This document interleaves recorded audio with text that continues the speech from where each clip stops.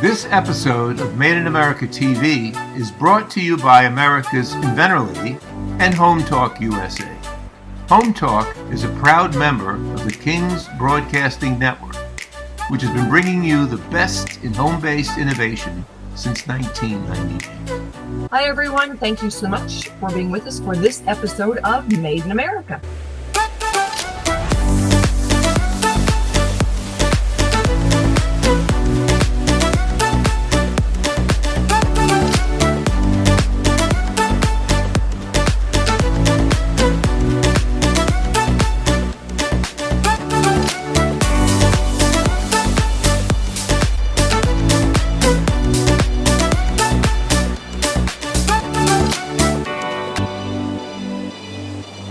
And my guest for this segment of Build with America, and also known as Made in America, is Michele Nash-Hoff. And Michele, thank you so much for being with us this afternoon. Tell us about SavingUSManufacturing.com. It's a website. It's your creation. What do you do? Well, my website was created to promote my book. I have 3 books that I've written in the last 15 years. The most recent is Rebuild Manufacturing, the Key to American Prosperity. And that's a sequel to Can American Manufacturing Be Saved? Why we should and how we can. And we have saved it. Now we're still in the process of rebuilding it. And it's a repository for the over 300 articles I've written in the last 15 years as a blogger. So that's the purpose of SavingUSManufacturing.com. I make a living as a sales rep. My company is Electrofab Sales. I've always represented only American companies that do what's called fabrication services to make mechanical parts for products. Okay, so how have you seen that? I mean, yes, we know American manufacturing, blew up in the 80s, the 90s? It really started in the 80s, but it didn't affect the kinds of lines I represented at first. It was mostly electronic components and radio, like consumer electronics, like TVs and radios, etc. That was from the Japanese competition in the 80s. And then it started getting into some of the electronic equipment used by companies in their businesses. And then the next big thing was sending manufacturing to Mexico with NAFTA. And I witnessed all that because I actually started my company in 1985. So I've seen all these things. Yeah. So we were, losing manufacturing to Mexico. But I read, write, and speak Spanish, and I actually got some business down at the maquiladores, Baja California, south of San Diego, where I live. And then the big change was when China was granted most favored nation status in 2000. And it was like a big tsunami of companies going to China for manufacturing. Right. And So now, okay, so that was then, and we've seen, I know we've seen some of that starting to shift back to America because of costs. oh yes, right. But really, what drove it first was quality problems and intellectual property theft. Because even when my first book came out in 2009, I have case studies of people that came back from China for those 2 main reasons. Right, right. I know we've had Ian Osborne on a couple of times. He does miniature LED lighting systems. And Right. he started out manufacturing in China, but the failure rate was so high that even though it cost more per unit to make it in the US, he did better having the manufacturing done in the US because he didn't have the failure rate. Exactly. And one thing I learned is that Chinese companies don't want to have you return defective parts. They won't give you credit for it because they take advantage of the Chinese law that says they can't import defective parts. So They're interpreting it, taking back products that they made as importing defective parts. So they won't give you credit for the defective parts that they made. Well, that just is ridiculous, right? Oh, yes. They make, and I know that's one of the complaints I hear all the time from inventors who get a shipment in. And by the time they get done going through and checking for the failure rate, it's like, shoot me now because this is, ridiculous, and they can't send it back. That's right. They can't. And some of them have just a huge failure rate. So, what are you seeing now as far as, all right, so take us through the next phase of watching things come back. Failure rate, pricing, as the standard of living has been pushed up, the costs of goods have been pushed up in China. Oh, yes. So now we see, a lot of that technology that was obsolete. All right, now that we've got the technology, we can actually build a better factory. Oh, yes, that's it. And I have a certificate in Lean Six Sigma, and the Lean Six Sigma has been one of the ways that manufacturers could compete because they can, reduce waste and improve quality and improve efficiency going through the lean training. So that's been a phenomenon of really the last 15 years, and that helped a lot of manufacturers compete globally and become more competitive against China prices. Okay, so now with President Trump's tariffs, how are we seeing things shift now even more to our favor? And Well, that's complicated. It's a complicated issue. There is no doubt about it. oh, But yes. we're starting to see things now shift. Well, I just wrote an article over the weekend on what have been the effects of President Trump's tariffs. I knew And you told me that, so that's why I knew I could ask it. right, right. And this, I have written articles about tariffs because I was promoting tariffs as a way to drive manufacturers to produce products in the United States. And I personally believe we need to have permanent tariffs because that is the only way that companies are going to make the long-term decisions to expand their manufacturing plants and bring back manufacturing from China. So right now the tariffs have been too volatile to have it's driving some people back to America, but we've been seeing reshoring happening now on a extended basis, as documented by the Harry Mosier's Reshoring Initiative for the last 15 years. I got acquainted with Harry in 2010, right after he started it. I'm one of his authorized speakers and training people how to use total cost of ownership analysis to compare manufacturing in China versus the United States. So the tariffs are going to, we're seeing an increase in returning to America because of the tariffs. But, a lot of companies have made pledges to invest in the United States. And then we have my article covers a whole list of countries that have pledged billions of dollars. I mean, if you add up all the pledges on the White House website, it comes to something like $40 billion. Now, these are pledges because of the threats of higher tariffs, but only time will tell whether the countries actually go through with their pledges, as well as the pledges of companies like Apple and Nvidia and so forth. They've pledged a lot of expansion. But the tariffs, even the tariffs that Trump is implemented in his first term, the steel and aluminum tariffs, saved the American steel and aluminum industry, which was really in danger of going out of business on a major scale, which would have been So, a disaster. absolutely, absolutely. I've got some questions I want to ask when we come back from this break, because Okay.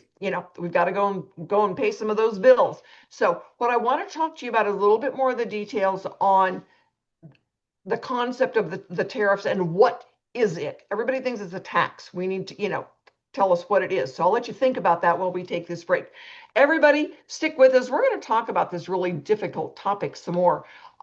There's There's a lot to learn and understand how it is helping our economy. So stick with us, everybody. Important to understand so that you know when you listen to that next TV segment, you'll be able to say, I know more about this now because I listened to Build with America. Stick with us. We will be right back.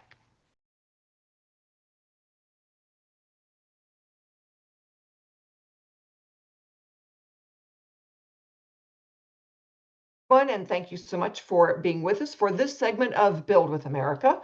And it is brought to you by Product Quick Start. Noah McNeely and Product Quick Start. They have been specializing in helping inventors do prototyping and manufacturing for decades. So Noah is considered, one of those guys. You don't see too many they think can walk on water, but he would give somebody a good prototype to get into manufacturing, whether it's here in America or somewhere else. We do look at other countries besides, that C word. So anyway, Michele, thank you so much for being with us this afternoon. I do appreciate it. And we're talking about, something that's pretty complicated out there. Yes. Everybody thinks of tariffs as being a negative thing. Tell us why it's positive. Well, for 150 years, we had tariffs that protected the development and growth of American manufacturing against the products made by England and France that Americans were first importing totally because we didn't have any domestic, manufacturing base. So it was the tariffs that started actually, as soon as the United States was, founded, we had tariffs on products coming from England and France to encourage people to start making things in the United States. And it was a major revenue for the US government for 150 years. And it wasn't until after World War II that we entered an agreement called the General Agreement on Tariffs and Taxes, where we drastically reduced the tariffs that we were charging for companies to, export and us to import their products. And it Okay, was the so, purpose of it then was to rebuild Europe and Japan and help those countries. right. But we didn't take into the long-term effects that it was going to have on American manufacturing because we lost that protection for our domestic companies by really reducing the tariffs to virtually nothing. But what happened with other countries is they started charging value-added taxes to protect their domestic Explain what that industries. is. Explain what that is. That is a tax on the producing of products in a country, and it's um, so all the citizens of that company pay that value added tax. But when they export a product to the United States, the company that gets a rebate from, like, say, the German government for that value added taxes. And then the consumer that's buying products in the United States that are German products or French products or Spanish products or whatever, they're paying that value added tax. And there's 177 countries that charge a value added tax. And the US is virtually the only country that hasn't been charging a value added tax. So, Let me see if I can break it down, though, into something that our listeners are going to understand as a comparison. right, Okay, so you've got the industry of electric cars now. right, There are a lot of states that charge a higher fee to get your license plate because you're no longer buying as much gasoline. right, So you are going to pay the state one way or another. You're either going to pay them based on how much gasoline you use. And if you've got an electric car, you are going to pay more for your tags because the state needs the money. right. So are we on the right track as far as understanding what, ballpark that means a value added tax? Well, the value added tax purpose was to protect their domestic industries. Right. And that was the purpose of it. So, and encourage exports. encourage companies to be making products to export, which then brought in more revenue for the country and made their trade balance more positive. Where when we didn't charge a tariff, or we had very, very low tariffs, and we didn't charge a value-added tax, we were losing revenue and we were buying more imports than we were exporting. And so, There was certainly a an imbalance. oh yeah, It's like being on a teeter-totter, if you're, hanging out in the air, instead of going back and forth, something's not fair. Something's oh, not we, right. we were not on a level playing field at all. The United States was at total disadvantage to other countries. Why did we let that happen? It it was partly because we there were people that believed we needed to have a global economy and to eventually have a one world government where everything was all equal. That was the original, that was the purpose behind it. So we And lost because everybody else was yeah, talking big right, dreams, you know, exactly. to have a global. We know that that's not going to happen. No, the globalists, the global bankers, the global international companies, they didn't want the U.S. to be number one, to be first. They wanted this, other countries to have more of an advantage against the U.S. So, And so we made ourselves vulnerable, oh and now we're yes. trying to claw back. Oh, yes, right. And there were people that were naive and thought, oh, well, if we encourage free market, this will encourage countries to become more democratic instead of communist or instead of dictatorships or whatever. So there was naive thinking behind that philosophy also. Yes, definitely. And you know, it's it would have been so much easier, hindsight's always 50-50 to not go there than it is to claw it back. Oh, it is. It is. It's going to be painful for some companies to find domestic sources if they can. Our biggest problem is now we have lost domestic manufacturers for certain um, products, especially electronic components and electrical components. There are simply for some products, there are no U.S. sources. So that's going to be the biggest problem is that we're until somebody decides like now we're getting incentives to have government incentives to have pharmaceuticals made back in the United States and chips to be made back, semiconductors to be made in the United States. But we're going to actually have to target certain components that we want to get back to making in the United States and have government investment and to kick it off. I mean, like instead of small business investment grants, we need to have small business technology grants for um, shall we say, redeveloping the capability to make certain products in the United States. So, all right, we are going to be right back with more of this very interesting and very complicated issue of, Build with America. So stick with us, everybody. We're going to go and pay some bills, and then we will be right back to get more information from Michele. Michele, thanks so much for being with us this afternoon because you're shedding some light on something, we have all heard about the last few months. There has been all kinds of scary tactics out there on the news about using tariffs to try to balance things. But other countries have been, taking advantage of us for a long time.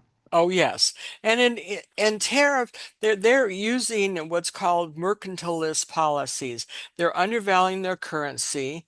They are doing government subsidies to different industries. China is the biggest, you know, uh, criminal in this viewpoint, but Japan and other countries are also doing it, and they also, product dumping. They're dumping products at below cost to take over a market. They did this with solar panels. That's how they took over the solar panel industry for making the actual panels, is they sold them below the cost of what a U.S. company could make the solar panel Yeah. to destroy the U.S. market. I think one of the big things that a lot of our listeners don't understand is that, those different governments, all right, for them, their people are the most important. Keeping their people at work is what keeps their community balanced. All right. So civil war is not fun for anybody. And so they want to keep their people employed, keep everything in balance, keep things a reasonable cost, and that's where they go with it. So if America is making something, they don't want a lower product. They want to be able to ship to us and compete. So they do these, they supplement their factories. They want to be able to use taxes, and they use a whole bunch of different tools to keep the trade deficit in their favor. Oh, yes, they do. And we can't use those. We get to use a tariff, and that's it. That's right. That's right. Other countries are violating the terms of the World Trade Organization, and they're not getting, punished for it. They're it's not, every year since China became most favored nation, which called permanent national trade, PNTR, permanent national trade country, approved every year. There was a commission, the U.S.-China Trade Commission, that submitted a report to Congress on the violations of their World Trade Organization agreement between China and the United States. Every year, this report reported all the violations, and nobody did anything to punish China.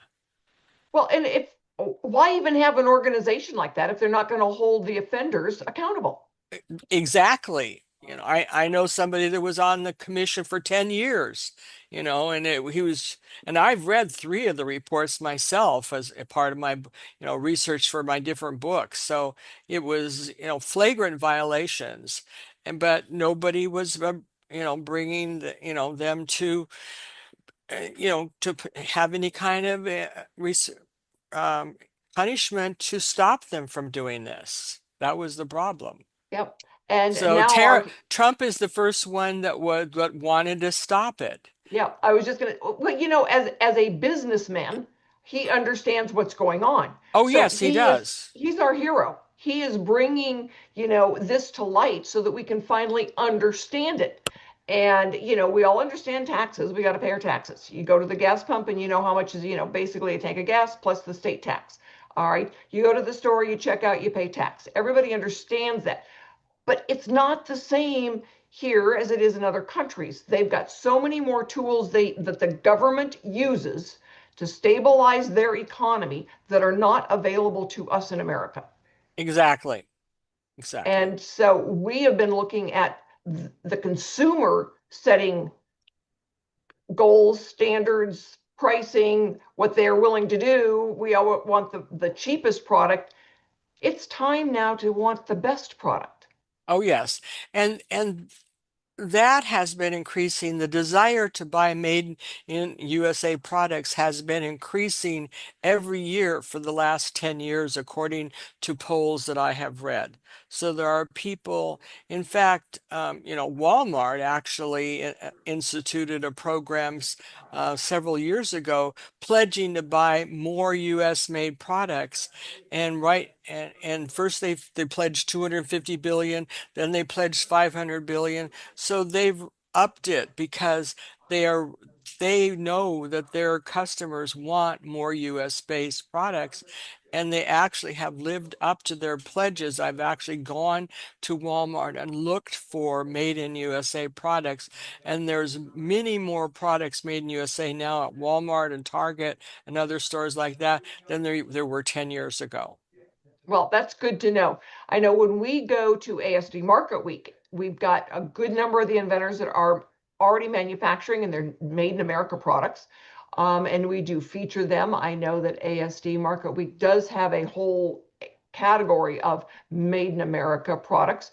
So we see more and more of that coming to light as far as focusing on Made in America. And, yeah, it's going to be a slow process coming back. But I think that the factories then, that the new ones that get built or refurbished, will have better technology. And, no, are they going to employ as many people in the past? No, but they're still going to employ more than they are now. Oh, yes, definitely.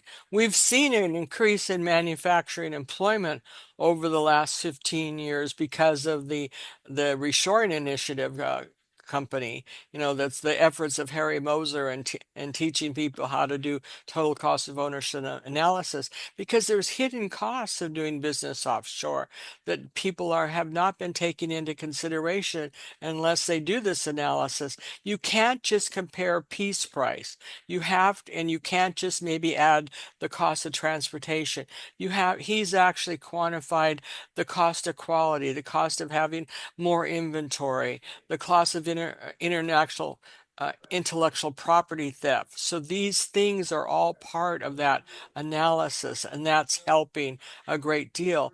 And as companies, adopt the industry 4.0 technologies and artificial intelligence, that is helping them become more competitive also. So I think that, when we look back, it's like, all right, well, we lost everything, but a lot of the factories were becoming really dated and old technology. And the easiest way to put in the new stuff, all right, is like, okay, we got to start from the beginning. Let's build a new factory. Right, right. It is easier, as far as setting up, the plant and the workflow and the kind of equipment you buy. But there's also, it is possible to totally transform your company through getting this lean manufacturing training, because it actually goes and looks at value stream mapping and how the work is flowing through your factory, and eliminate the bottlenecks and improve the quality and improve the efficiency. So I'm a big believer of that. Of course, I'm also, involved in the inventor world like you are. I'm on the board of the San Diego Inventors Forum and have been on the board since 2014, and have tried to help a lot of companies, find domestic sources. I give an annual presentation on how to select the right processes and sources for your new products. And I'll be giving it at our August meeting on August 14th in San Diego. Excellent, excellent.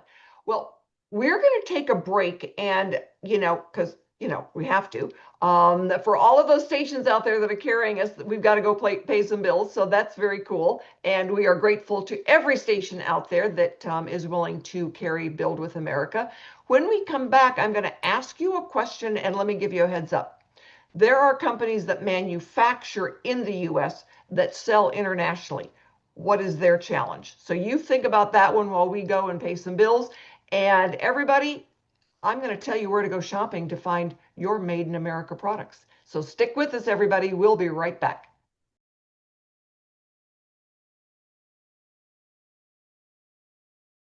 Everyone, and thanks again for being with us for this segment of Build with America. My name is Rita Crompton, and normally I am on with Invent America, but today I get to be the host of Build with America, also known as Made in America, Made in the USA. We are fighting to get it all back. So, Michele, right before we took the break, I wanted to ask you about companies that manufacture in America. How is this tug of war, all right, affecting them? Well, right now it's giving American manufacturers the opportunity to capture back more of the domestic market. Remember, the United States is the biggest market in the world. China has the biggest population, but not very much of China is middle class that can afford to buy products. There are still too many people at the poverty level in China and other countries too. So we can expect to drastically increase our exports to the rest of the world because they don't have very large markets for the kinds of products that Americans buy. And China has overproduced in so many categories of products that they've flooded the global marketplace to the point that they can't even sell all that they're making. China can't sell all that they're making now because they've flooded the market so greatly. So it's better for American manufacturers to concentrate on capturing more of the domestic market instead of thinking they're going to expand their global market because other countries, the people just can't afford to buy the kinds of products that Americans can. Yes, that is true. And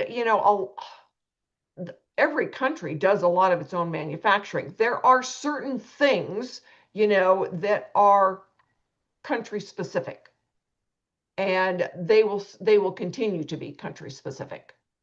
And that's what needs, I actually have a presentation I call The Future of Manufacturing.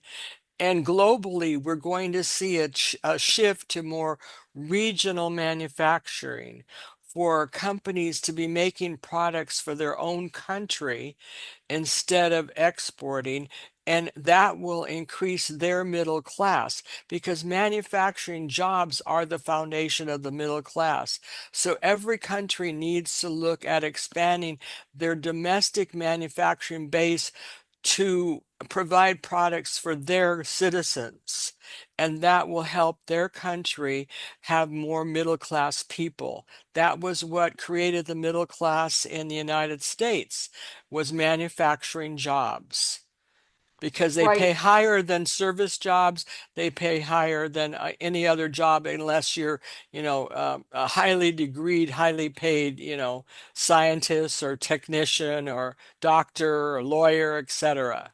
Yeah. I mean, our manufacturing heyday was basically from what, the late 30s to the late 70s? No, it actually was between 1870 and 1940. Okay. That was our heyday.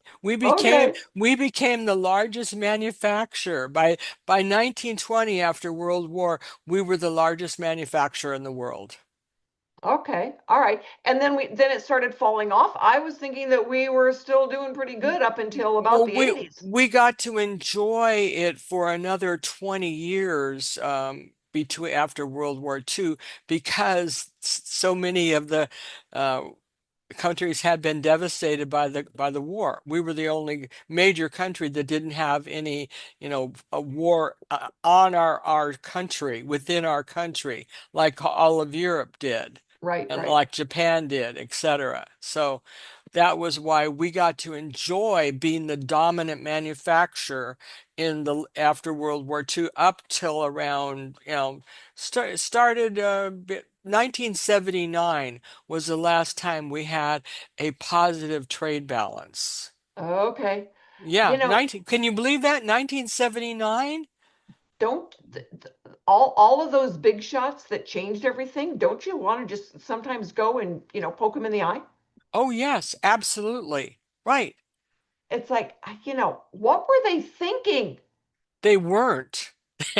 They You, were just enjoying, they were just enjoying the profits they were making and not thinking of the long term. And it's mainly government officials, not companies. It was what the people we were electing were making the wrong decisions for the benefit of our country. yeah, they weren't making decisions for the benefit of the middle class for sure. No, not at all. They really didn't care. Yeah, no. And part of it was, do you remember the book Megatrends that came out? And it was talking about the end of the industrial age. We were going to transfer to the information age, and, we were not going to. I read it in 1979. I thought, this person is out of his mind. What would they think everybody was going to do? Right. Exactly. Sit around and eat pretzels and drink beer? Right. I know. It's crazy. It's absolutely crazy. What they did to our country, our economy, the middle class that built America, and all of those really frustrating things. Now that we can look back, like I said, hindsight's always 50-50, and you can see the mistakes, but they are things that can be corrected. And I do feel that we are on a better path now than we have been for the last 50 years. Oh, yes, definitely. So, everyone, you know what? This is the show where we are going to talk about how America is changing. Build with America, also known as Made in America. All right. And if you want to go out there and buy products that are made in America, madeinAmericastore.com. All right. 15,000 products, and every single one of them is made right here in America. So go shopping, everybody. You know what? Go out there and look for those things that say Made in America, and Made in America stores where you can find them. Come back with us next week. We are going to be talking to someone else about some of the challenges going on and some of the very cool products and some of the companies that are actually doing the manufacturing. So we'll have more for you next week. And thank you, America, for being with us.